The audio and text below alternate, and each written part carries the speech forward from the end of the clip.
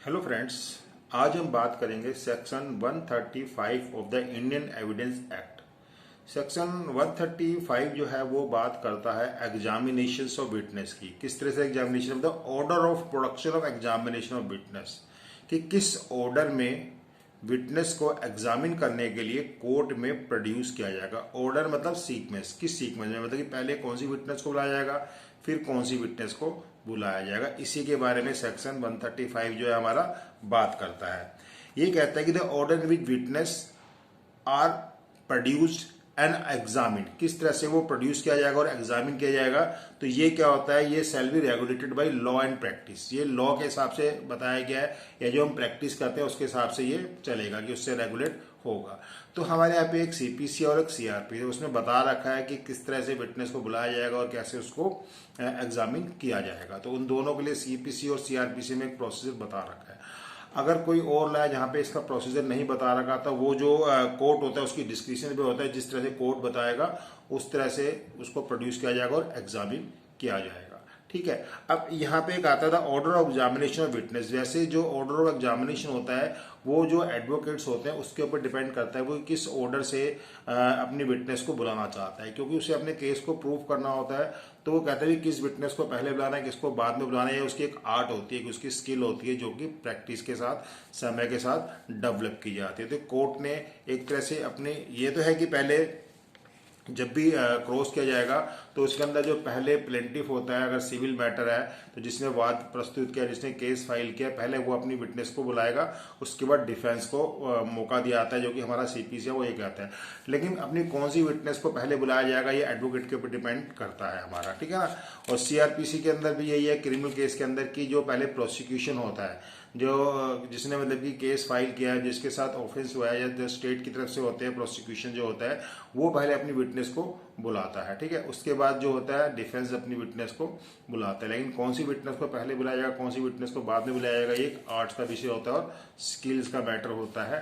ठीक है, ये डिपेंड करता है। अब होता है exclusion of witness from court room, कि अगर मान लो कोर्ट के अंदर कोई विटनेस आती है, मान लो 4 विटनेस है, 5 विटनेस है, और आप पहली विटनेस को क्रॉस कर रहे हो, तो क्या बाकी विटनेस को कोर्ट में रहने दिएगा, क्योंकि वो उसकी बातें सुन के उसके हिसाब से वो आंसर दे सकते हैं। तो यहाँ पे है कि बाकी विटनेस को कोर्ट से बाहर रखा जाता है। लेकिन अगर कोई विटनेस कोर्ट से बाहर नहीं जाती तो ये कोर्ट के अंदर क्या है कि ये वहाँ पे लिखवा दिया जाता है कोर्ट के अंदर कि भी देखो कि जो बाकी विटनेस थी वो इस समय कोर्ट के अंदर प्रेजेंट थी जब इसको एग्जामिन किया जा रहा था बाकी विटनेस को। ठीक है ना। तो ये चीज़ आप उसके अंदर लिखवा सकते हो। डिले इन एग्जामिनेशन विटनेस, अगर किसी विटनेस को एग्जामिन करने में डिले होता है तो इससे कोई फर्क नहीं पड़ता।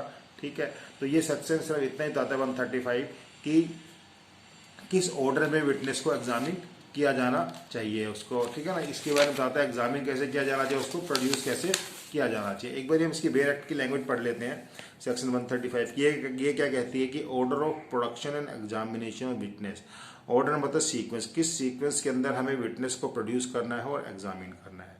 The order in which witness are produce and examine shall be regulated by law and practice, कि किस तरह से हमें विटनेस को प्रोड्यूस करना है और एग्जामिन करना है, किस ऑर्डर में, ये क्या है, ये लॉ से रेगुलेट होता है या प्रैक्टिस से आता है। For time being relating to, जो आज हमारे सामने जो लॉ है, जैसे सिविल के लिए एक सिविल प्रोसीजर है और क्रिमिनल के लिए एक क्रिमिनल प्रोसीजर है, उसके अंदर सारी बातें लिखी हुई हैं कि किस तरह से आपने प्रोड्यूस करना है, उसका प्रोसीजर क्या है प्रोड्यूस करने का, किस तरह से नोटिस देना है, क्या देना है, तो सारा उसमें लिखा हुआ कैसे एग्जामिन करना है। ठीक है ना।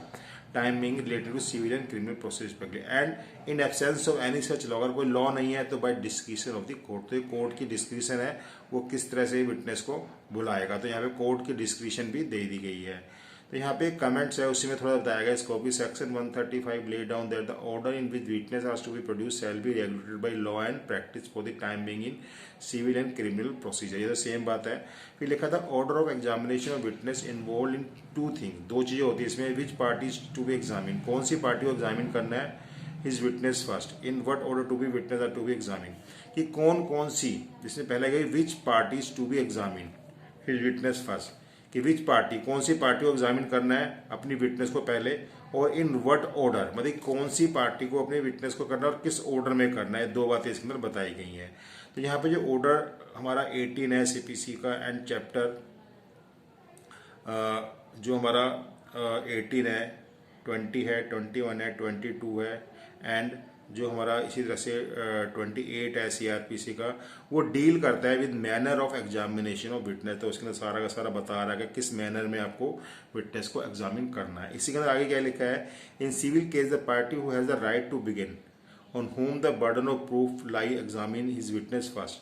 मतलब सिविल केस में जिसके ऊपर बर्डन होता है अपनी बात को प्रूव करने का, पहले वो अपनी विटनेस को एग्जामिन करेगा, ठीक है ना, उस पर होता है। और इन क्रिमिनल केस जो प्रोसिक्यूशन होता है, प्रोसिक्यूशन जो होता है पहले वो अपनी विटनेस को एग्जामिन करेगा।